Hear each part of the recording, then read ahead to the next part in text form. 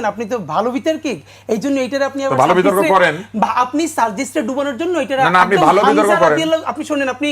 ভালো বিতর্ক করেন, শুনেন, ভালো বিতর্ক তাহলে শুনেন। আমি মিথ্যা বলি নাই কিছু। আপনি প্রথমত শুনেছেন কলিজা নিয়ে হামজা রাদিয়াল্লাহু তাআলা আনহুর সাথে যে অত্যাচারটা হিন্দা করেছে,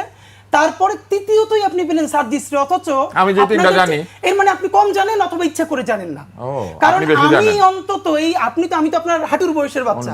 সেই হিসাবে আমি অন্তত বহু পলিটিক্যাল রেটরিক শুনেছি কলিজা ছিঁড়ে ফেলা হবে, এর মানে কি এটা কি ভালো, আমি সেটা বলছি না, কিন্তু ফ্রেমিংটা হলো তুষার ভাইয়ের মতো বিদগ্ধ মানুষ যখন হামজা রাদিয়াল্লাহু তাআলা আনহুর সাথে যেটা ঘটেছে হিন্দা করেছে,